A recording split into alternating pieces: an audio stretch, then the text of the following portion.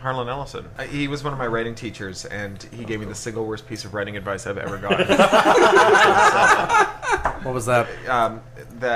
It was words to the effect of those computers and that bulletin board stuff's just a waste of time. You'll never succeed as a writer if you spend all your time playing around with computers. So. Whoops. Yeah. The Viking Youth. The Viking Youth. The Viking Youth. Power Hour. That doesn't break down to a nice soundbite like... Classic. Oh my God. Delightful. Delightful. That must be where whiskey goes when it dies. Ladies and gentlemen, meet Bob Dole. Is what like Aquaman is doing, like in his marshaling the forces of the seas. Is he enacting? I mean, is that underwater magic?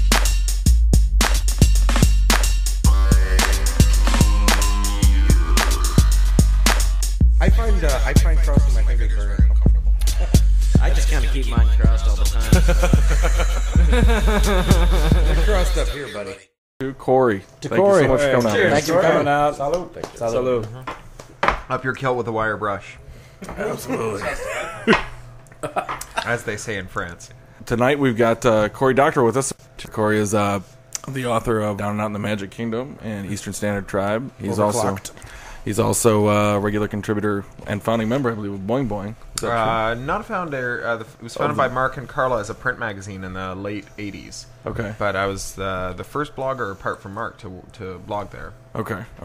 And you worked for the Electronic Frontier Foundation. That's right. Yeah. Most recently, he has published a new young adult book called Little Brother about teenage hackers that fight back against DHS to kind of bring justice back to the system. That's what we're going to be talking about tonight. Rebuild the Bill of Rights. Yeah. Little Brother is a book about a bunch of kids in San Francisco who are kind of, hackery, high-tech kids who like to make stuff and who like to play alternate reality games. And one day they've snuck out of school and they're out playing an alternate reality game when someone blows up one of the bridges. And in the ensuing terrorism sweep, they get picked up. And because they smart off to the DHS and refuse to disclose their personal information and give them their passwords and treat it like a police stop and not like being kidnapped by a paramilitary force, they're taken in on general suspicion, subject to stress interrogation, and when they're released, one of them doesn't come out of custody and no one will tell them what happened to him, and they make a pretty compelling case for the fact that these kids have got to keep this a secret or they'll be in really deep trouble with the DHS. So the kids go away and they kind of think about it, and what they decide they want to do is fight back and take back control of their city. And so one of them, this kid Marcus, has an old Xbox Universal sitting in his closet, and this is a notional sequel to the Xbox 360, one that's where the business model of the Xbox, which is selling hardware at a discount and then charging software companies money to develop games for it, is taken to its logical extreme where the hardware is actually free. So everyone in San Francisco has got a couple of these Xbox Universals sitting around in their closet because they were just given away last Christmas. And so he has it, and he has a jailbreak disk that lets him run his own software on it, a flavor of, again, a notional kind of Linux called Paranoid Linux, that has a whole bunch of crypto tools and a whole bunch of steganography tools, and lets him turn his Xbox into a tool for connecting to the internet anonymously. And this is the beginning of something called the XNet, that kids across San Francisco join and use to organize an underground movement to, as you say, claw back democracy from the DHS and bring the Bill of Rights back to San Francisco. Fantastic. So what I mean, there's so many things going on with this book that I think are exciting. Aside from simply the narrative, I mean, it strikes me as there's a great narrative there, like coming of age and kind of a kid finding his rocks, but then there's also a primer on security technologies. Yeah, absolutely. A friend of mine called it Encyclopedia Brown meets the Anarchist Cookbook. I actually had a very similar. I was William Gibson meets the guy that wrote Poor Man's James Bond. Oh, yeah. They make a Sweet Valley High novel. It was the other one I heard was Neuromancer meets Ferris Bueller's Day Off. Yeah. Wow. So the every chapter has a kind of discursive technological how-to explaining how they build different kinds of technology that make up the XNet and make up the movement. So there's like RFID snipers and cloners. There's devices that he uses to detect hidden cameras. There are all kinds of different bits and pieces, all of which are kind of ripped from today's headlines. There's pretty much nothing there that you couldn't build yourself, or that isn't more or less part of what we could do. As Gibson said, the future is here. It's just not evenly distributed. Right. And the reason that I think people haven't necessarily built this stuff is because they don't know that it exists. They don't know that if you ask Google the right questions, it'll give you these answers. Yeah, the best hacking tool out there. Right? Yeah. So I thought, I'll just tell kids that this stuff exists. Yeah. A little primer and how it works. And hope that they then take that knowledge back online and use it to figure out how to build this stuff themselves. So, there's a primer on dual key cryptography, and there's on key signing, and a lot of cryptographic protocols. There's a little bit of stuff on how to build your own laptop, and a lot of other nice little bits and pieces of how to do awesome stuff with technology. And really, I got my first computer at home. We got it in '79. My dad was a computer science teacher. He brought home an Apple II Plus. This computer so like Paleolithic. It had an actual dinosaur inside that would kind of wink at you and say, "It's a living," when you open the lid. But it actually, this seriously was a computer that was so antiquated that we didn't have lowercase characters. We only had capital letters, unless you put in the 80 column card, and then you got lowercase. But to put the 80 column card in, you had to take the modem card out, and so I never had 80 columns because I always wanted to use the modem. Because as soon as you put a modem in a computer, it became this tool of an astonishing empowerment, even in those sort of pre-commercial internet days, where suddenly you could connect to sources of information and ideas, people, communities that you never could have before. And I was just a kid, right? Communicating all in capital letters. I always looked like I was shouting, I guess. And it was just amazing. And, for my entire adolescence and my young adulthood, it seemed like computers just gave me more freedom and more power and more control over my life. But I look at kids today, and if I was a kid today, I would be as deeply suspicious of computers as, my dad's generation was, where they thought of computers as things that, like, control people, regimented them. I am a student, do not bend, spindle, fold, or mutilate me. That whole kind of computers as soulless stealers of your soul, of your self-determination. I'd be really pissed off about it. And I thought, this is a bad thing, right? If kids grow up thinking that these tools of coordination and empowerment are really just things used by the man to snitch on you and spy on you, then they'll never be able... Then that's what they'll become. Yeah, that's what they'll become, right? I mean, if we abandon the best tool we have for organizing, then we're cooked, right? Yeah. So, one of the questions that the kids asked me a lot today when I was in this high school was... what's the difference between you and Orwell? And there are a lot of differences. Obviously, I never fought in the Spanish Civil War and stuff. But you served in India. You both served in India, though. Well, that's true. Yeah, and worked for the BBC. Right, but no, I think the big ideological difference is Orwell never saw technology as a tool of empowerment, only as a tool of control, because he didn't live through the personal computing era. Right. Right. And that was something that if you were there when it happened, was utterly transformative. And I really wanted to bring that to kids and make sure that was part of their makeup as they grew up. So do you think that part of the reason that they're growing up under this is that parents are the ones that are spying on them more than anything else? I don't think it's just parents. I mean, I think parents have been sold this idea that they need to spy on kids. Right. And that, like we talk about the end of childhood, I think the real end of childhood is the end of unstructured time. We've human beings are by nature innumerate, particularly when it comes to the statistics of rare occurrences, right? Like, if we were good at rare occurrences, we would get off the airplane in Las Vegas, look at all those casinos, and think, oh my God, think of how much money people must have lost, and get back on the plane and fly home again. Yeah. But we get off the plane, we look at these giant casinos, I mean, buildings so large that you assume that they must be 10 miles away. Right. Because, how much money they have to give away. Yeah, or they must be very close by the 10 miles. And you think, oh my God, think of the winnings that must be available in these palaces of gambling. So parents, it's the kind of the logical outcome of that kind of innumeracy is that we spend all of our time worrying about the equivalent of lightning strikes. random pedophiles as opposed to people kids know and are part of their lives, kidnappings, stalkers on the internet, all this kind of really, really, really outlier stuff. Whereas the stuff that happens kind of every day to kids, bullying, being assaulted or abused by authority figures in their lives, not wearing their seatbelts. All of this stuff is stuff that we just kind of forget about and assume just isn't that big a deal because it kind of vanishes by dint of being so common. Whereas the uncommon, terrorism being the big example, the uncommon just fills our imagination. It's impossible to get it out of our minds. It's like that single turd in the punch bowl. It may be statistically not much. There might not be much poo in there.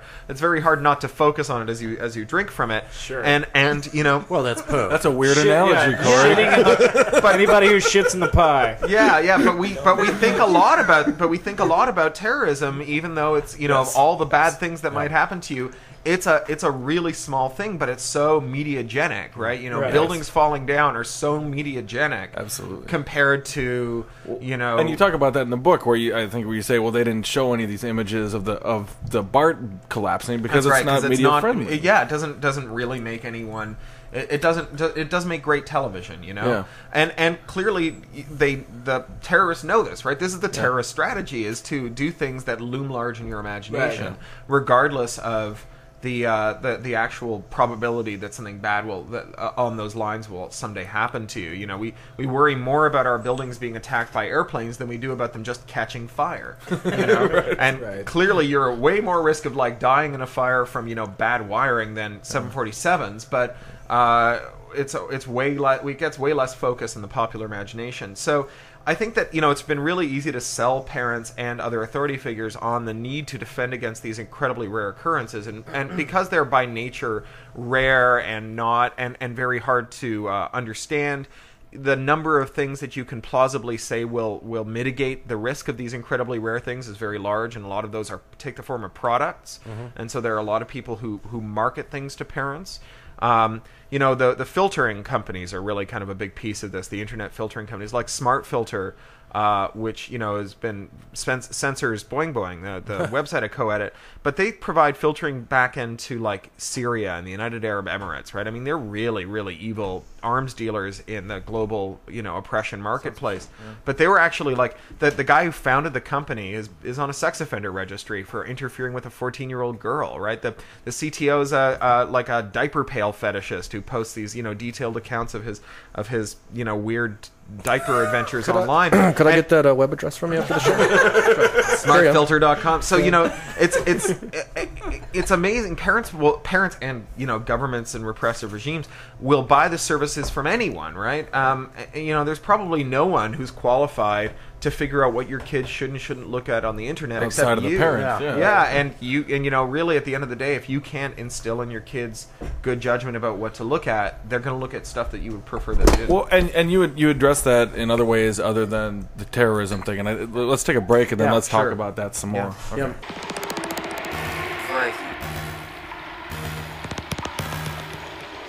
Viking. Viking. Viking. Viking. Viking you. Viking. Viking. Viking you. Viking. Viking. Viking you. Viking. Viking you.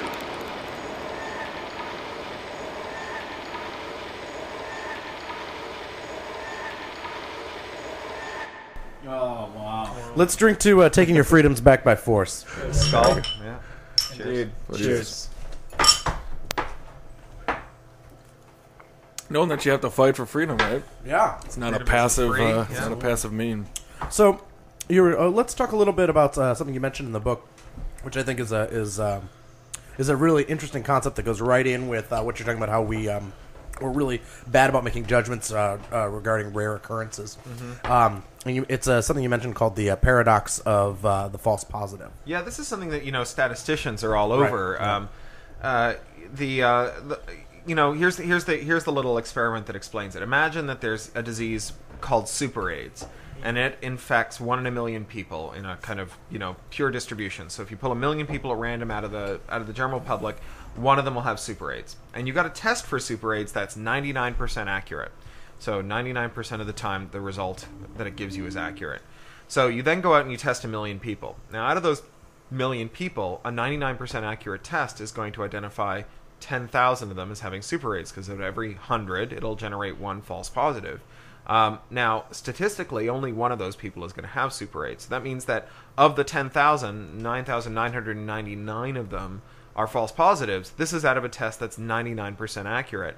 So, the quote-unquote tests that we have for terrorism, the data mining stuff and the profiling stuff, is way less than 99% accurate. I mean, I would think 10% accurate is probably putting it generously, but call it even 60% accurate. And terrorists occur a lot less than 1 in a million people.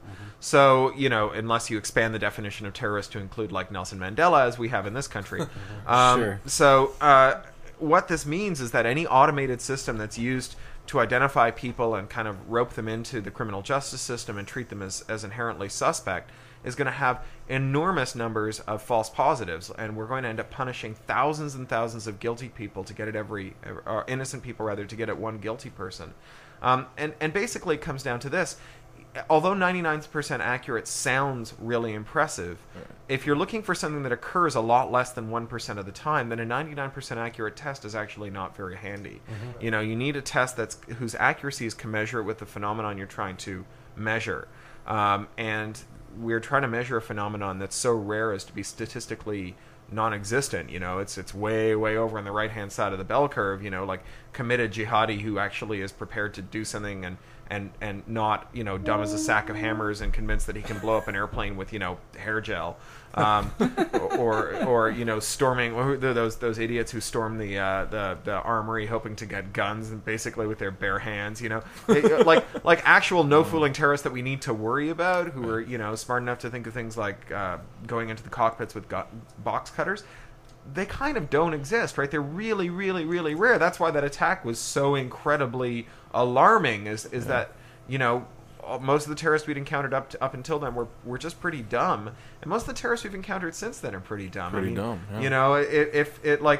Except for that shoe bomber. Yeah, the shoe bomber, exactly. Richard Reed. So I guess a criminal mastermind. You'll note that all the attacks now that we defend against, like keeping moisture off of a plane or keeping shoes off of a plane or whatever it is we're fighting these days when we go through security checkpoint, these are all about terrorist attacks that didn't work, right? If blowing up a plane with your shoe was easy, planes would just be falling out of the sky and we wouldn't know why, right? They'd just be like disappearing, right? So God help us the day some terrorist thinks of blowing up a plane, or even just giving about that he's thinking about blowing up a plane by like filling his colon with Semtex and packing nails, because afterwards, every single one of us who tries to get on an airplane is going to have a date with Dr. Jellyfinger, right? Whether or not it works, all you need is this. I'll be flying a lot more than that. Sign me up. On the other hand, the prostate health of American men would improve. Finally. It took the terrorists to wipe out that scourge. Took a few rusty nails. Yeah, it always seemed funny to me that if you were really trying to bring down a plane, there's so many easier ways to do it. You get 1,000 guys to check through 1,000 bombs, and one of them's probably going to get through. Well, or you just get 10 guys to bring laptops with Jimmy lithium cells on that can't be extinguished with the chemical extinguishers on the airplane, right? Or you get one guy hired by American Airlines to be a baggage loader. Yeah, exactly. Or some guy who turns on his iPod while they're taking off. Yeah, really. That's actually my favorite thing. Is my wife actually got really pissed off at me because I had my iPod on during takeoff, and she was like, "You might be endangering the plane." And I'm like, do you really think that this endangers planes? Like, don't you think that Al Qaeda would be filling airplanes with guys with iPods? If this were really the case, then lighting up your iPod on takeoff would cause his planes to crash. Wow. Wouldn't they be doing that all day long? Like, isn't that easier than box cutters? That was the FCC's argument against pirate radio. Really, yeah. That frequencies would crash planes and shit. And I asked my father, who's 35 years as a broadcast technician, good old boy from down south. I was like, Dad, can pirate radios crash planes? Hell no. It'll confuse the minds of the angels that carry the airplanes across the sky. But this was like part of the. It's not just pirate radio. I mean, interference with aviation is the kind of the boogeyman that's often brought up whenever anyone wants to do interesting things with radio applications. So, like software-defined radio, where you use very high-speed analog to digital converters to do and digital to analog converters to do tuning and broadcasting. Doing modulation in software instead of with a crystal, so like a single device can be all radios. The argument is always, well, if these get deployed into civilian hands, then they'll start to interfere with aviation bands. And this may in fact be true, but this tells you that bad guys might just do this as a matter of course using commodity components, and if our only defense against this is it's illegal to do it, well, it's already illegal to interfere with airplanes, and sure. The people who are trying to crash airplanes don't really care if it's against the law, so we better come up with a better defense than making it illegal, Sure. And keeping the rest of us from having really totally badass software-defined radios is not a great answer to this. Right. You talk about the paradox of false positives and other absurdities that we're basically locking down this country and most other countries are around the world. Yeah, I live in England where it's even crazier. It's worse, the head of right? Scotland Yard just proposed that 5-year-olds should be DNA tested if they exhibit criminal tendencies. Because they'll probably grow up to offend, and if we have their DNA on file, then we'll know who to pick up when they finally offend. As you nip it in the bud. Yeah, as is predicted by the 5-year-old's behavior. And the London Metropolitan Police put up signs everywhere saying, if you see anyone taking too many pictures of what might be like CCTV cameras or paying too close attention to, pay no attention to the little man behind the curtain. Yeah, anyone who's paying too much attention to all the security apparatus might be a terrorist, so call the police. Wow. Just amazing, the war on the unexpected. It's crippling. But you tackled, I thought you tackled other trends that were similar to that in the book as well. One of the most prominent I thought was teen sex. Where it's still this bugaboo where parents you can feed the parents a kind of reactionary script really easily, but all that does is that alienates kids from actually being able to engage in a healthy development of their sexuality. Well, sure. I mean, my friend Tom Standage wrote this great article for Wired a couple of years ago about moral panics around media through the ages.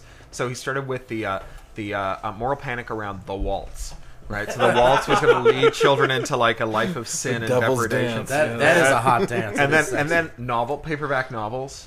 And of course jazz and like every conceivable thing, the jukebox, all these things were going to be agents of people's downfall. And at each time they said, if you observe the behavior of teenagers who are around these things, you'll find that they're engaged in sex, that they are quick to anger, that they sometimes get into fights with each other and with their parents, that they reject authority, that they stop this waltz. Yeah, exactly.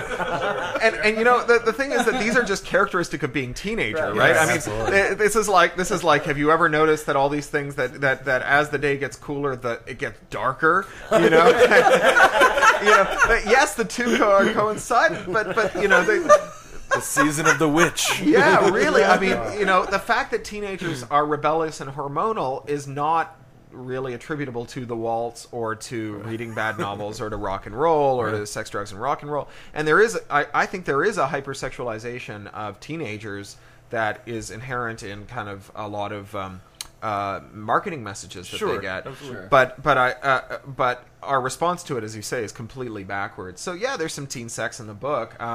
I actually think it's pretty responsible teen sex. It's totally responsible. That's what I was saying. Yeah. Like, it's very responsible. It's very healthy, and it's very honest too. Yeah, it felt very accurate. Yeah, and like it's not awesomely great the first time. No, very responsible. Yeah. I wouldn't say that. They kind of mess it up, and it takes them a while to get good at it. It's really and, awkward. And it completely takes over their lives when they start doing it, and it's just it's basically. But it's cool to see. Again, there's so many parts of this book that I wish I would have read when I was a 15-year-old kid, because it would have just blown up all the synapses in my mind. But that's another one of them where it's like this very healthy relationship that's going on between a guy and a girl. That's not exploitative, and it's not it's not creepy, and it's not it's a healthy exchange that it's good to have that model put out for kids. Yeah. I mean, there's there's a kind of ghost sequel to this book, because originally it ended with him going underground, and I was going to write a second volume called cool. Big Brother. And my publisher decided they wanted a single volume, but they break up in the next one, which is also something that happens to teenagers who are madly, passionately the love of their in love. life. It's like, and then 10 minutes later, you're just not interested. And of course, it's complicated by the fact that they're co-conspirators who are underground.